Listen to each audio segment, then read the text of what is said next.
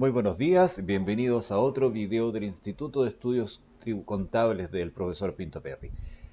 Este es el quinto video relacionado con el desarrollo de la renta líquida imponible de contribuyentes 14A y 14D. Es importante que ustedes vean la secuencia de los videos para que puedan entender de qué estamos hablando, porque estamos haciendo un ejercicio sobre la base de un contribuyente cuyos estados contables lo utilizamos para el ejercicio del contribuyente 14A y ahora 14D3. En el video anterior hicimos la renta líquida imponible que nos dio una pérdida tributaria y ahora vamos a ver el capital propio tributario simplificado que nos va a servir para los registros empresariales. El capital propio tributario simplificado. Yo tengo un problema conceptual, un tema filosófico con lo que está haciendo el Servicio de Impuestos Internos. ¿Por qué? Porque en la circular de las pymes, la 62 si no me equivoco, establece este esquema para hacer el capital propio simplificado. Parte el capital propio tributario positivo, que se declaró el año pasado, aumentos posteriores del capital, reposición de la pérdida de arrastre, menos base imponible del impuesto determinado del año, o pérdida, valor histórico, rentas percibidas con motivo de participación en otras sociedades, disminuciones de capital, menos partidas del impuesto único no afecta a la tasa del 40%, menos los retiros, más menos unos ajustes, que no queda claro cuáles eran esos ajustes, capital propio simplificado. Pero ¿qué fue lo que apareció en el suplemento tributario y en el formulario 22 que ha estado circulando?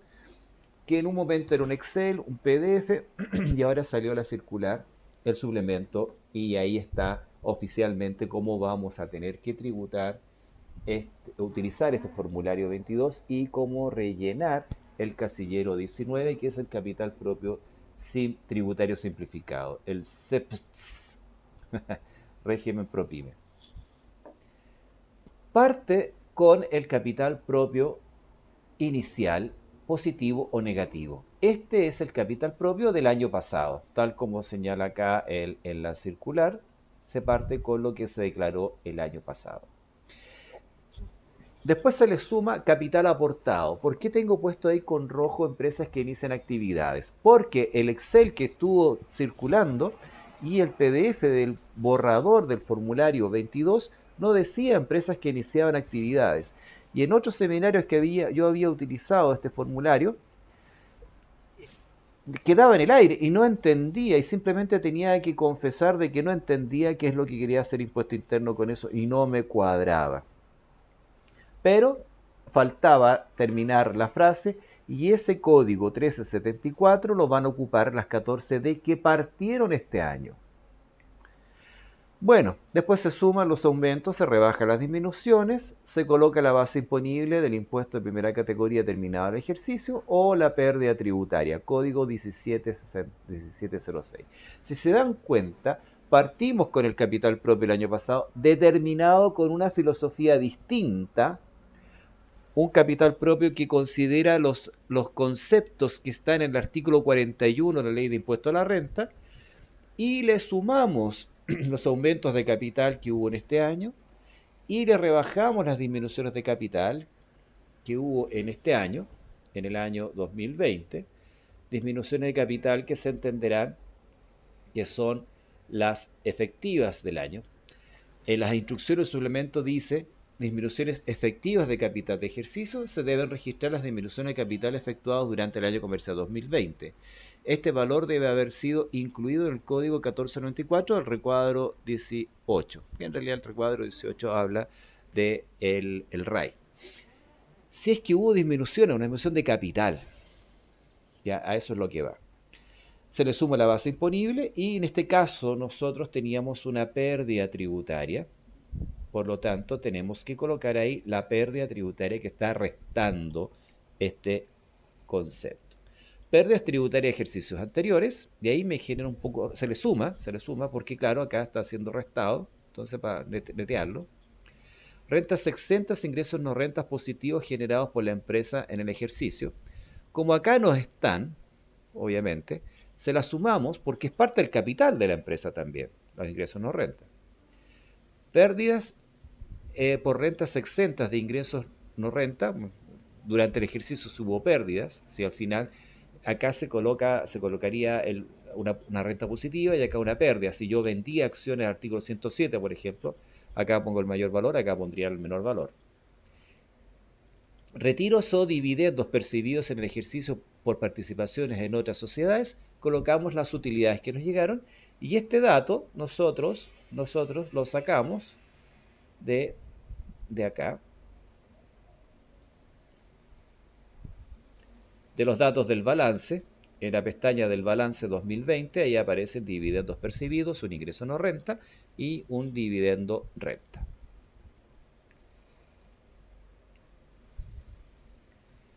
Utilidad percibida afecta a impuestos finales imputados a la pérdida del ejercicio, que podría ser un PPUA, un dividendo que se tomó y que se rebajó, una cosa así. Y los retiros del año. Los retiros del año ahí se colocan y se suman, se restan los gastos rechazados de no afecta al artículo 40. En este caso, desde mi punto de vista, serían las multas, intereses o reajustes, eso serían gastos rechazados de esa manera. Ingreso diferido, imputado al ejercicio, eso se aplica para los 14D8, lo vamos a ver después. Total crédito disponible imputado contra impuestos finales, esto es para impuestos por utilidades extranjeras. Este es un tema que una pyme que tenga inversión extranjera es tremenda pyme, ¿no?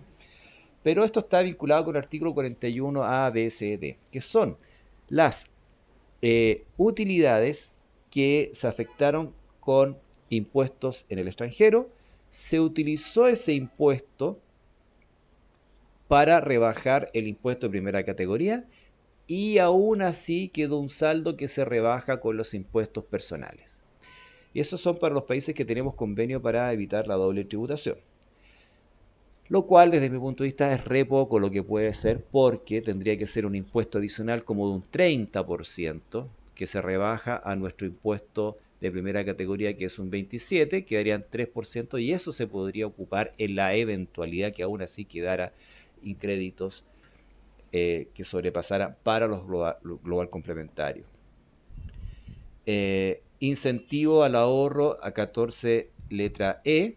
Eso nosotros lo vimos, pueden ver el video de la renta líquida del 14A, ahí comentábamos esta rebaja por el beneficio artículo 14E, pero que también es aplicable para los 14A y los 14D3, pero en este caso como tuvimos pérdida no pudimos aplicar eso.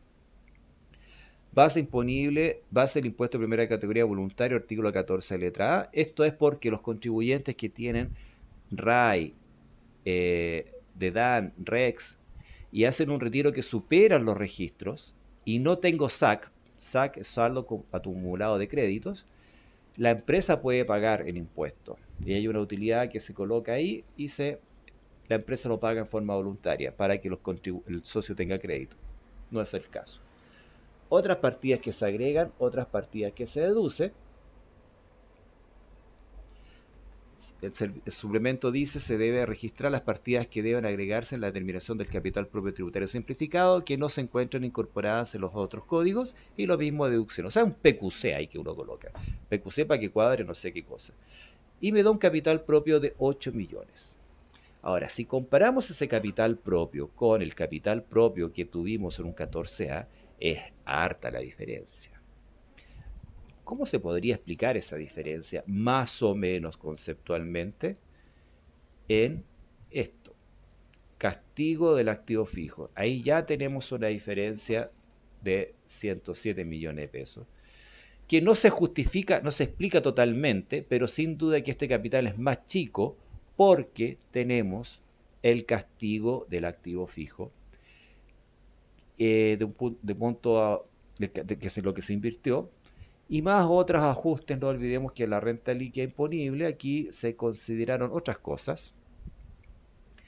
Hay gastos, hay un leasing metido, hay un efecto ahí que pueda estar, Y en el capital propio, todo eso se ajustó. Si ustedes pueden ver acá, pérdidas, obligaciones por leasing, depreciación acelerada, provisión de vacación, impuestos. Eso podría estar afectando nuestro capital propio. Y por eso estaría la diferencia. ¿Ya? Así que más o menos esa es la explicación de por qué tenemos estas diferencias en el monto. Tenemos el capital propio simplificado y tenemos que hacer los registros empresariales. Los registros empresariales para este tipo de contribuyentes siguen la misma lógica de los 14A, la misma mecánica. Aquí tenemos el registro empresarial 2020 del 14A y ahí está el 14A del año pasado. Pero tenemos que hacer el registro empresarial del contribuyente 14D3, que como les digo, tiene la misma lógica. No olvidemos que si un contribuyente no tiene REX, puede eximirse de llevar RAI y lo único que importa hoy en día es el saldo acumulado de créditos para ir controlando los saldos nuevos, los créditos nuevos y los créditos viejos que vendrían del futuro. La primera línea de nuestro registro empresarial es el saldo anterior. El saldo anterior, y eso es con el régimen anterior, y sería ahí, ese monto. Perdón, ahí, ese monto que vendría del 2019. Así que la primera línea es simplemente copiar la última línea que estaba en nuestro registro empresarial del 2019 y fue declarado con la DJ 1939 y tiene que cuadrar, porque si no nos cuadra y tenemos un problema. No se corrige monetariamente, esa es una interpretación mía, realmente no me acuerdo bien lo que ha dicho el servicio, pero como no llevan corrección monetaria, no correspondería aplicarle corrección monetaria.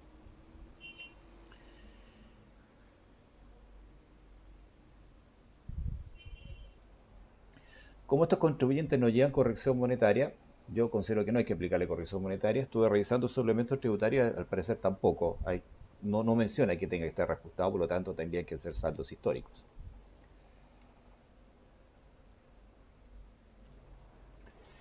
Y después se tiene que hacer el ajuste por la eliminación del RAI. Por eso que yo planteo de que lo que viene, lo que sucedió en el pasado, da lo mismo porque con la mecánica de este registro empresarial se coloca, se elimina lo que viene de años anteriores y se aplica en el fondo, se aplica lo que se está determinando en cada año. Por eso que el RAI lo eliminamos, se reversa.